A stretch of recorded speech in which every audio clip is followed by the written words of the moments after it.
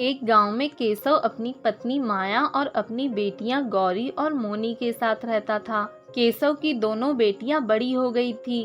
केशव और उसकी पत्नी माया का सपना था कि वह अपनी दोनों बेटियों की शादी एक साथ ही करे, पर रुपए न होने की वजह से केशव और माया काफी ज्यादा दुखी रहते थे। एक दिन की बात है, केशव काम करके लौटता है और घर पर आकर अपनी पत्नी माया से कहता है, आज तो बहुत ज्यादा थक गया हूँ, लगता है कहीं कल बीमार न हो जाऊं। तो आप इतना काम करते ही क्यों हैं? मुझे पता है कि आपको अपनी दोनों बेटियों की शादी एक साथ करनी है, पर इतना भी काम क्यों करना जिस वजह से आप बीमार हो जाएं। तभी वहां पर केशव की दोनों बेटियां गौरी और मोनी आ जाती है और अपने पिता को थका हुआ देखकर गौरी अपने पिता से कहती है, हाँ पिताजी, माँ एकदम ठीक कह रही हैं। आप इतना काम क्यों करते हैं? आपको उतना ही काम करना चाहिए जितना आप कर सकें। ज्यादा काम करने से आपकी तबीयत खराब हो सकती है। जी पिताजी, गौरी एकदम ठीक कह रही है। हमें पता है आपको हमारी शादी की चिंता है, पर फिर भी आपको अपनी सेहत का भी ध्यान रखना चाहिए। मुझे पता है कि तुम लोगों को मेरी चिंता है, इसीलिए तुम लोग ऐसी बातें कर रहे हो, पर मुझे भी तुम दोनों की चिंता है, इसीलिए मैं काम करता हूँ और मैं बिल्कुल ठीक हूँ। आप ठीक नहीं हैं। आप हमसे झूठ बोल रहे हैं। आप हमसे वादा कीजिए कि आज के बाद ज्यादा काम नहीं करेंगे, बस उतना ही काम करेंगे जितना आप कर सकते हैं। गौरी और मोनी के ज्यादा कहने पर केशव उन लोगों से कहता है, ठीक है, मैं उतना ही काम किया करूँगा जितना मैं कर सकता हूँ। यह सुनकर वो सभी खुश हो जाते हैं। धीरे धीरे समय बीतता जाता है, पर अभी तक केशव के पास पर्याप्त रुपए नहीं हो पाते हैं कि वह अपनी बेटियों की शादी कर पाए। एक दिन केशव काम करने के लिए जा रहा होता है, तभी रास्ते में उसे पेड़ के नीचे संदूक दिखाई देता है। वह संदूक देखकर रुक जाता है और अपने आप से कहता है, ये संदूक किसका है और ये यहाँ पर क्यों रखा है? मुझे जाकर देखना चाहिए। केशव संदूक के पास जाता है, पर उसे संदूक के पास कोई भी नहीं दिखाई देता है। इस पर केशव अपने आप से कहता है, बड़ी हैरानी की बात है, संदूक तो यहाँ पर रखा हुआ है, पर इसके पास कोई दिखाई क्यों नहीं दे रहा। इसके बाद केशव वहाँ पर आवाज लगाता है, पर वहाँ पर कोई भी नहीं होता है। किसी की भी आवाज न आने पर केशव अपने आप से कहता है, इतनी देर से आवाज लगा रहा हूँ, पर यहाँ पर कोई दिखाई नहीं दे रहा। मैं ऐसा करता हूँ कि संदूक को खोल कर देखता हूँ। अगर तुम्हें यह संदूक चाहिए तो तुम्हें मुझे कुछ सवालों के जवाब देने होंगे, तभी यह संदूक तुमको मिल पाएगा। यह एक जादुई संदूक है। आवाज को सुनकर केशव बहुत डर जाता है और इधर उधर देखने लगता है, पर केशव को कोई भी नहीं दिखाई देता है। तो वह कहता है, तुम कौन हो? कहाँ से मुझे बुला रहे हो? तभी संदूक से आवाज आती है, मैं एक जादुई संदूक हूँ। अगर तुम्हें यह संदूक चाहिए तो तुम्हें मेरे कुछ सवालों के सही जवाब देने होंगे, क्योंकि यह एक जादुई संदूक है और इसे पाने के लिए तुमको एक परीक्षा देनी होगी, तभी यह संदूक तुम्हें मिलेगा। ठीक है, पूछो, क्या पूछना है? मैं तुम्हारे हर सवाल का सही जवाब दूंगा। इसके बाद वह आवाज कहती है, तुम सबसे ज्यादा किसको प्यार करते हो? तुमको इस दुनिया में सबसे प्यारा कौन है? मुझे इस दुनिया में सबसे प्यारी मेरी दोनों बेटियां हैं। मैं उनसे बहुत प्यार करता हूँ। ठीक है, यह तुम्हारा सही जवाब है। अब दूसरा सवाल, तुम अपनी पत्नी से कितना प्यार करते हो और उसके लिए क्या कर सकते हो? मैं अपनी पत्नी से बहुत प्यार करता हूँ और उसके लिए वह सब कुछ कर सकता हूँ जो वह चाहती है। यह भी तुम्हारा ठीक जवाब था। अब तीसरा सवाल, अगर तुम्हें अपने बच्चों और बीवी के लिए मरना पड़े तो क्या तुम अपनी जान दोगे? हाँ, अगर मुझे अपनी बीवी बच्चों के लिए मरना पड़े तो मैं खुशी खुशी अपनी जान दे दूंगा।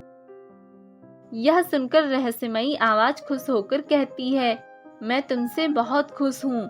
तुमने सभी सवालों के सही जवाब दिए हैं। आज से यह संदूक तुम्हारा हुआ। यह एक जादुई संदूक है। जब जब तुम इस संदूक को खोलोगे तब तब इस संदूक से हीरे और मोती निकलेंगे जो तुम्हें बहुत ज्यादा अमीर बना देंगे। आज से ये संदूक तुम्हारा हुआ। इसके बाद वह रहस्यमयी आवाज गायब हो जाती है। केशव उस संदूक को खोल कर देखता है तो उसमें बहुत सारे हीरे और मोती भरे होते हैं। यह देखकर केशव बहुत ज्यादा खुश हो जाता है और उस संदूक को घर पर ले आता है। घर पर आने के बाद केशव अपनी पत्नी और बेटियों से कहता है, देखो मैं तुम लोगों के लिए क्या लाया हूँ। अब हम लोग गरीब नहीं रहेंगे और अब मैं अपनी बेटियों की शादी भी धूमधाम से करूँगा। ऐसा क्या ले आए हैं आप जिससे आप अपनी बेटियों की शादी धूमधाम से करेंगे और हम लोग गरीब भी नहीं रहेंगे? इस पर केशव उन लोगों को वही संदूक दिखाता है। संदूक देखकर वह लोग हैरान रह जाते हैं और माया अपने पति केशव से कहती है, इस संदूक में क्या है और ये संदूक आपको कहाँ से मिल गया? केशव उन लोगों को सारी बात बताता है और केशव की बात सुनकर गौरी कहती है, इसका मतलब इस संदूक में बहुत सारे हीरे मोती होंगे।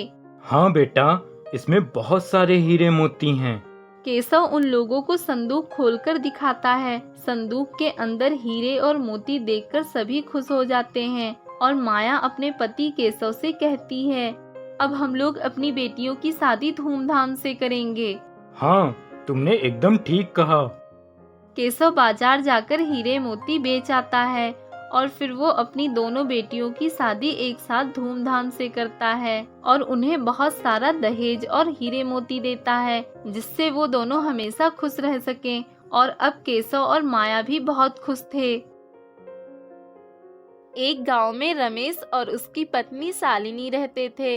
वे बहुत गरीब थे। शालिनी घर संभालती और रमेश गांव में चूड़ियां बेचता था। चूड़ी ले लो चूड़ी, रंग बिरंगी चूड़ी। रमेश की चूड़ियां बहुत खूबसूरत होती। लोग रमेश की चूड़ियां देखकर ही आकर्षित हो जाते। अरे भैया, कैसे दिए चूड़ी? ले लो बहन, 20 रुपए दर्जन है बस। बहुत ही अच्छी चूड़ियां हैं। अच्छा तो ठीक है, 2 दर्जन दे दो फिर। रमेश चूड़ियां बेचकर शाम को घर आता है। ये लो शालिनी, आज की कमाई। अरे वाह, लगता है आज तो बहुत अच्छी कमाई हुई है।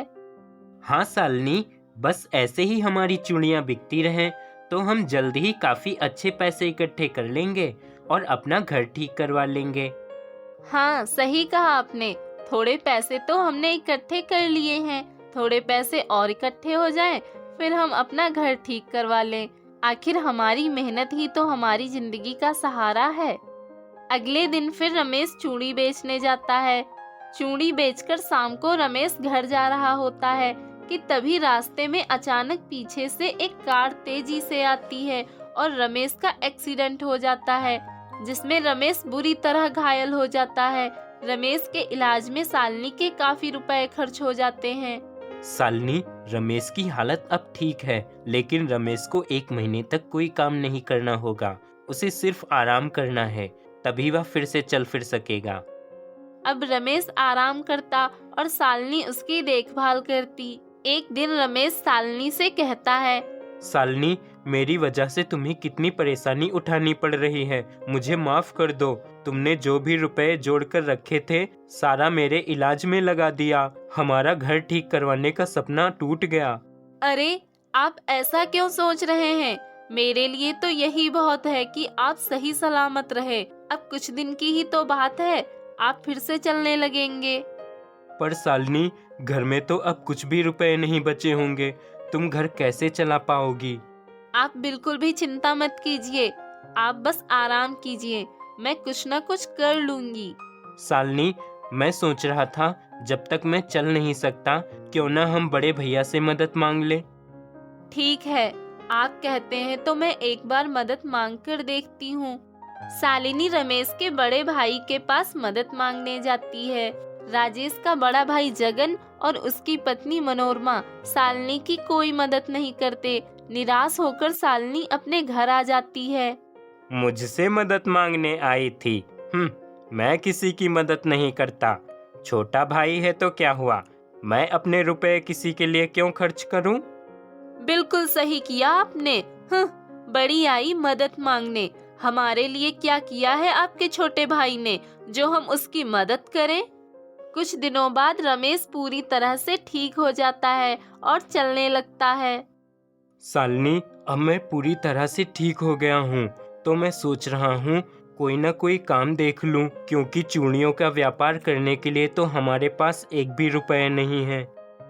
अगले दिन रमेश काम ढूंढने जाता है। पूरा दिन इधर उधर काम ढूंढने के बाद भी रमेश को कोई काम नहीं मिलता। रमेश वापस घर आ जाता है। क्या हुआ? आप तो काम ढूंढने गए थे, वापस क्यों आ गए? शालिनी, कहीं कोई काम नहीं मिला। तो अब क्या होगा? तभी अचानक राजेश की नजर पास रखी कुल्हाड़ी पर पड़ती है। शालिनी, मैं जंगल से लकड़ियाँ काटकर बाजार में बेचूंगा। राजेश जंगल में लकड़ियां काटने जाता और उन्हें बाजार में बेच देता। धीरे धीरे राजेश और शालिनी का गुजारा होने लगा। एक दिन राजेश जंगल में लकड़ियां काटने जाता है, तभी उसे जमीन पर पड़ी एक घायल बकरी दिखाई देती है। अरे, ये बकरी किसकी है? ये तो घायल है, यहाँ कोई दिखाई भी नहीं दे रहा। राजेश उस बकरी को घर ले आता है। अरे, ये बकरी किसकी ले आए आप? शालिनी, ये बकरी मुझे जंगल में घायल पड़ी दिखी। आसपास कोई भी नहीं था, तो मैं इसे यहाँ ले आया। अच्छा किया आपने, ये बकरी बहुत प्यारी लग रही है, मैं इसकी रोज देखभाल करूंगी। शालिनी उस बकरी की अच्छे से देखभाल करती और रमेश जब लकड़ी काटने जाता तो बकरी के लिए खूब सारी हरी घास लेकर आता। थोड़े ही दिनों में बकरी पूरी तरह से स्वस्थ हो जाती है। देखो, हमारी बकरी बिल्कुल स्वस्थ हो गई है। हाँ शालिनी, तुमने इसकी इतनी देखभाल जो की है। तभी अचानक बकरी बोलती है, तुम दोनों बहुत अच्छे हो, तुमने मेरी इतनी देखभाल की। हाँ, तुम बोल सकती हो? हाँ, मैं बोल सकती हूँ, क्योंकि मैं एक जादुई बकरी हूँ और मैं लोगों के मन की परीक्षा लेती हूँ। तुम दोनों की भी मैं परीक्षा ले रही थी। तुम दोनों बहुत अच्छे हो, इसलिए मैं तुम लोगों को उपहार दे रही हूँ। ये लो। जादुई बकरी उन्हें खजाने की मटकी देती है। ये तुम्हारा इनाम है, अब तुम्हारी जिंदगी अच्छी हो जाएगी। जादुई बकरी, तुम्हारा बहुत बहुत धन्यवाद। हम तुम्हारी देखभाल हमेशा ऐसे ही करेंगे। नहीं राजेश, अब मुझे जाना होगा। इस दुनिया में और भी जरूरतमंद लोग हैं जिनकी मुझे सहायता करनी है। इतना कहकर जादुई बकरी गायब हो जाती है। खजाने की मटकी पाकर राजेश और शालिनी दोनों बहुत खुश होते हैं। वे अपना अच्छा घर बनवा लेते हैं और सुख सुविधाओं के साथ खुशी से रहने लगते हैं। राजेश एक बहुत बड़ा कारखाना खोलता है और बहुत सारे लोगों को नौकरी देता है। अरे सुनते हो, कुछ पता है आपको?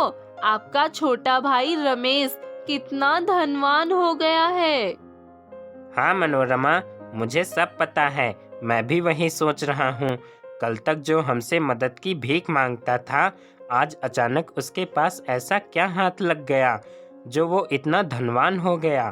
कारखाना लगवा लिया, घर बनवा लिया, ये सब कैसे?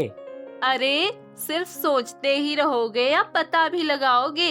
ये सब इतना जल्दी कैसे हो गया? जगन इस बात का पता लगाता है और उसे पता लग जाता है कि राजेश के पास खजाने की मटकी है। अच्छा, तो ये राजेश के पास खजाने की मटकी है, इसीलिए वो इतना अमीर हो गया है। क्या आपके छोटे भाई के पास खजाने की मटकी है? देखिए, आप कुछ भी कीजिए, पर मुझे वो खजाना चाहिए, समझे आप? जगन चुपके से राजेश के घर जाता है और खजाने की मटकी को चुराकर घर ले आता है। मनोरमा, देखो मैं खजाना ले आया। अरे वाह, मजा आ गया। अब तो हम भी खूब अमीर हो जाएंगे। जल्दी से इसमें से ढेर सारा सोना लेकर सोनार के यहाँ से बेच आओ। जगन खूब सारा सोना लेकर सोनार के यहाँ बेच आता है और खूब सारे पैसे लेकर घर आ जाता है। दोनों बहुत ही खुश होते हैं। थोड़ी देर बाद वही सुनार जगन के यहाँ पुलिस लेकर आता है। इंस्पेक्टर साहब, यही है जिसने मुझे सोने के बदले पीली मिट्टी बेच दी। ये आप क्या कह रहे हो? मैंने तो आपको असली सोना बेचा था। इतना कहकर जगन खजाने की मटकी देखता है जिसमें सारा सोना मिट्टी बन जाता है। अरे ये सब कैसे हो गया? सोना मिट्टी कैसे बन गया? जगन, तुमने सुनार को नकली सोना बेचा, इसलिए हम तुम्हें धोखाधड़ी के जुर्म में गिरफ्तार करते हैं। पुलिस जगन को जेल में बंद कर देती है।